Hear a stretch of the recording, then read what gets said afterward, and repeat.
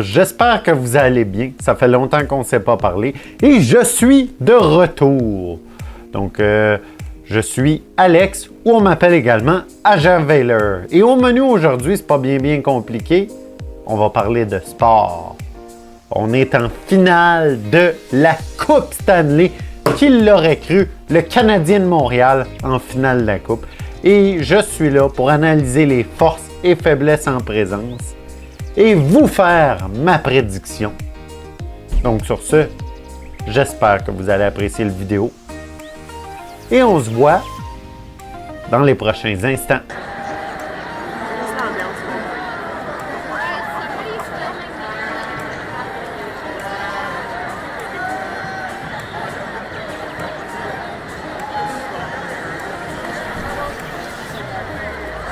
Donc, nous sommes ici pour parler de la finale de la Coupe Stanley qui mettra aux prises le Lightning de Tampa Bay contre le Canadien de Montréal. Et ça, c'est probablement la première et la dernière fois que ça va arriver puisque normalement, les deux équipes sont dans l'Est.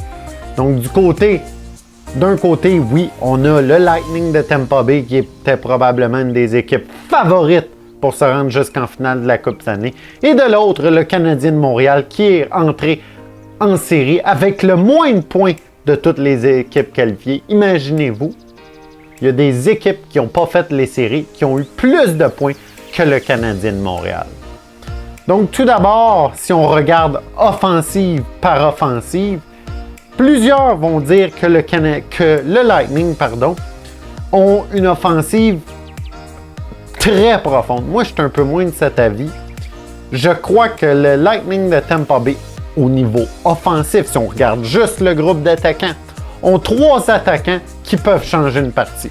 Tout d'abord, on parle de Nikita Kucherov. Ensuite, on parle de Steven Stamkos. Et finalement, de Brayden Point. Brayden Point qui est le meneur chez les buts, chez les attaquants au niveau des buts en séries éliminatoires. Du côté du Canadien, les attaquants qui sont sortis un peu plus, qu'on voit faire une différence, on parle de Suzuki, Caulfield et Toffoli. Donc, c'est là où, quand on compare les meilleurs attaquants de chaque côté, on a pour Tampa des joueurs qui sont capables de changer une partie à eux seuls. Et du côté du Canadien, on n'a pas vraiment de super vedette. Le super vedette de l'équipe est dans les buts, c'est Carey Price. Et ceux qui vont me dire qu'un Alex Killorn ou qu'un Ondrej Palat, un Anthony Cirelli sont des superstars, des stars, ma question est, est-ce qu'on prendrait Cirelli ou Dano en premier? Est-ce que Palat est tant que ça meilleur que Tyler Toffoli? Et est-ce que Killorn, oui, en série, il l'est, mais est-ce que Killorn est tant que ça supérieur à Josh Anderson? Pour moi, non. Non, c'est juste que Killorn joue où? Mais Killorn va, tout dépendant avec qui on le jumelle comme joueur de centre, soit avoir Brayden Point, soit avoir Steven Stamkos. Palat va jouer normalement à gauche, va jouer avec, en série, habituellement, c'est Stamkos et Kucherov qui jouent ensemble. Donc, c'est pour ça que ces deux joueurs-là produisent. Ensuite de ça, on a Cirelli qui joue avec... en fait, pas Cirelli, mais Gourde qui joue avec Coleman. Et c'est Barclay Goodrow. Donc, c'est des joueurs, oui, des joueurs robustes, oui, des joueurs qui peuvent amener de l'offensive. Mais ce ne sont pas des superstars. Et c'est là que si on parle du Canadien au niveau offensif, ben on a plusieurs joueurs qui peuvent venir faire leur match. Si on pense à Tyler Toffoli, qui est le meneur chez les points en séries éliminatoires du Canadien. On a Nick Suzuki, Cole Caulfield, Corey Perry, Joel Armia, Eric Staal, Jesperi Kotkaniemi. On regarde que la production des attaquants est assez... vient de un peu tout le monde. Comparativement au Lightning de Tampa Bay, on a Kucherov avec 27 points, Point avec 20 points, Killorn et Stamkos avec 17 points. Et offensivement, après ça, c'est Cirelli qui a 10 points.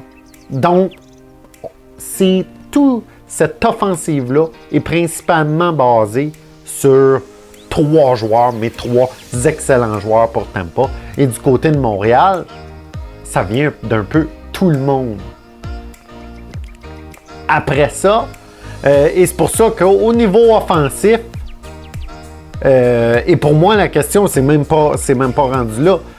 Après ça, c'est de regarder le jeu défensif, pas de la défensive, mais des attaquants du Canadien. On l'a vu, si le Canadien s'est rendu là, c'est qu'on ne laissait pas beaucoup d'espace. Et au niveau défensif, la confrontation va être Anthony Cirelli et Yanni Gourde face à Philippe Danault. Philippe Danault, pour moi, a été exceptionnel dans les séries éliminatoires.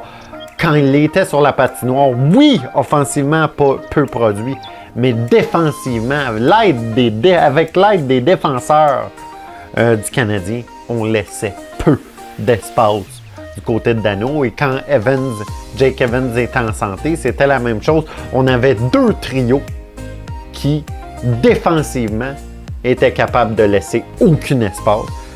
Donc, offensivement, si on parle de production offensive, je dois donner l'avantage à Kucherov, Point et Stamkos. Pour moi, on n'a pas des joueurs comme ça. Mais au niveau défensif, si on des attaquants défensifs, ce qui a amené le Canadien là, c'est le fait qu'on avait 2 trios qui étaient capables, qui donnaient absolument rien à l'offensive adverse. Donc, le Canadien va devoir jouer un jeu très serré si on veut espérer avancer et gagner cette 25e Coupe Stanley. Pour plusieurs, ça sent la 25e. Après ça, allons-y défensivement. Du côté défensif, pour le Lightning, on a Victor Hedman qui est probablement le meilleur défenseur dans la Ligue nationale au niveau offensif. Mais on regarde en série, c'est -2. Et du côté défensif pour Lightning, oui, Victor Hedman, Ryan McDonagh qui est c'est un duo exceptionnel, assez bon. Après ça, on a David Savard qui est sur la 2e paire avec Mikhail Sergachev. Encore là, c'est une bonne 2e paire. Et pour la 3e paire, c'est Jan Rutta et Eric Cernak. Oui, ce sont des Eric Cernak, c'est un bon défenseur. Mais des Eric Cernak, là, dans la Ligue nationale, à mon avis, t'en trouves un peu partout. On en a à Montréal. Est-ce que Eric Cernak est tant que ça supérieur à un Joel Edmundson, à un... je ne veux pas le comparer à Jeff Petrie, mais des défenseurs de la sorte, j'en suis plus ou moins certain. Donc, c'est pour ça, oui, on a des gros canons, mais la défensive, si on regarde, il y a eu des parties qu'on a accordé 4 buts. T'sais, on a marqué beaucoup. Si on regarde contre les Islanders, on a une victoire de 8-1 et l'autre de 8-0. Il y a eu 2 parties où on a marqué beaucoup de buts. Mais si on retourne contre les Panthers de la Floride ou contre les Hurricanes, c'était beaucoup de 3-2, 4-3, 5-4, 5-4. Donc, la défensive va laisser beaucoup de buts. Du côté du Canadien de Montréal, on va se le dire, à regarder cette équipe-là jouer et du coup, l'aspect physique, les Joel Edmundson, les Shea Weber, les Jeff Petrie et les Ben Chariot ont été tout simplement phénoménales. Avec les trios défensifs du Canadien, on laissait peu d'espace. C'était difficile de rentrer dans la zone défensive du Canadien. Puis là, oui, on peut parler de John Merrill, et de Eric Gustafsson. Eric Gustafsson, qui amenait une productivité au niveau de l'avantage numérique. Ça paraissait quand il était là. Moi, j'ai même dit en ondes sur le podcast Le Monde du Hockey / NHL News qu'Eric Gustafsson était un game changer en avantage numérique. Rendait la deuxième vague d'avantage numérique, amenait un autre âme. Donc, pour moi, le top 4 du Canadien, même si sur papier moins bon, a fait beaucoup plus la différence. Et si le Canadien s'est rendu là, c'est quelque part, il y a quelqu'un, c'est pas juste le gardien qui a fait la différence. Donc, je vais donner, et de peu, l'avantage aux défenseurs du Canadien de Montréal. Même quand, je vais aller plus loin, même quand Romanov a joué quelques rencontres, qui n'a peut-être pas été parfait, mais il a fait le travail. Donc, on a 7 défenseurs qui ont été capables de faire le travail du côté du Canadien de Montréal. Et c'est là où, quand je regarde Ruta et Erik Cernak, c'est des gars interchangeables. Et des gars qui ont gagné la Coupe l'an passé. Mais tu peux améliorer ça. Tu peux améliorer cette paire-là. Donc, comme je l'ai dit, pour moi, le jeu défensif a été ce qui a amené le Canadien jusqu'en finale de la Coupe Stanley. Donc, de peine et de misère, je donne l'avantage à la défensive du Canadien de Montréal. Et maintenant, dans les buts, donc c'est des buts accordés 36 pour Vasilevskiy contre 35 pour Price. Une moyenne de buts accordés par rencontre de 2,2 pour Price et d'1,99 pour Vasilevskiy. Et un pourcentage d'arrêt de 936 pour Vasilevskiy contre 934 pour Price. Mais on va se le dire, Vasilevskiy, est-ce qu'il y a tant eu que ça à faire la différence? Parce que le Lightning, si c'était pas le gardien de but, on l'a vu que Vasilevskiy a fait la différence quand ils ont éliminé les Islanders de New York dans cette victoire de 1-0. Mais sinon, il y a beaucoup de victoires où que le Lightning marquait plusieurs buts. Du côté du Canadien, Price ne pouvait pas se permettre d'accorder un mauvais but. Puis dans mes souvenirs, le dernier mauvais but qu'il a accordé, c'était à Logan Stanley face aux Jets de Winnipeg, lorsque Stanley avait marqué 2 buts. Donc pour moi, même si au niveau statistique, Vasilevskiy est en avance, là, je dois donner l'avantage. Et de loin à Carey Price, le Conn Smythe a presque déjà son nom marqué. Alors, puis il n'y a rien à dire. On le sait tous que si le Montréal est rendu là, c'est principalement grâce à Carey Price.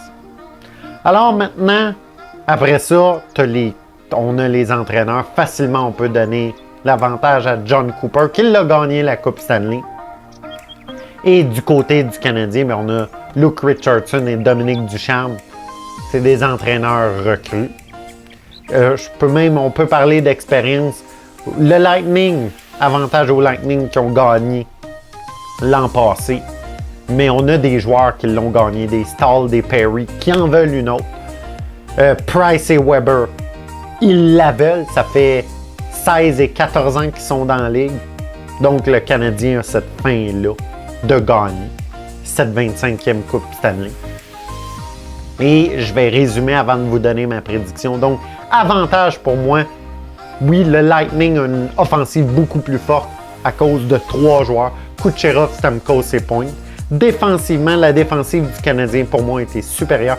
Mais on peut dire que c'est égal, et je parle de sur papier, parce que le Lightning a des meilleurs joueurs, mais la défensive du Canadien a fait le travail.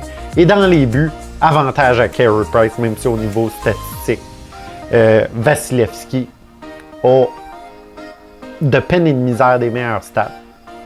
Et après ça, je vous donne ma prédiction. Logiquement, si on me posait la question si j'avais 1000 $ à mettre, je prendrais le Lightning. Mais là, vous me voyez habillé avec ma tuque de Noël du Canadien, mon chandail du Canadien. C'est mon cœur de partisan qui va parler. Et je vais prendre le Canadien de Montréal en cette rencontre. Parce que si Montréal gagne, là, c'est que ça a été dur et que ça a été tough. Puis ça va être de peine et de misère qu'on va la gagner. Donc, je vais y aller avec mon carte de partisan. Le Canadien en 7 et le Conn Smythe, sans aucun doute, à Carey Price. Mais je vais donner une mention honorable à Philippe Danault parce que si le Canadien gagne, le jeu défensif de Philippe Danault aura été exceptionnel. Alors, c'est ma prédiction. Sur ce, j'espère que vous avez apprécié la vidéo. Je vous invite à commenter avec vos prédictions de cette série. Qui gagnera le Conn Smythe? Quelle équipe va gagner?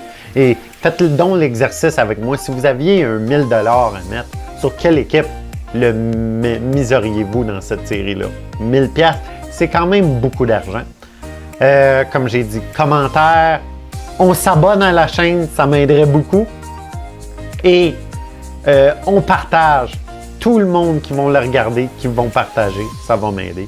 Et sur ce, je vous rappelle que c'est tous ensemble, comme le Canadien de Montréal, que nous pouvons faire une différence. Et je vous dis à la prochaine.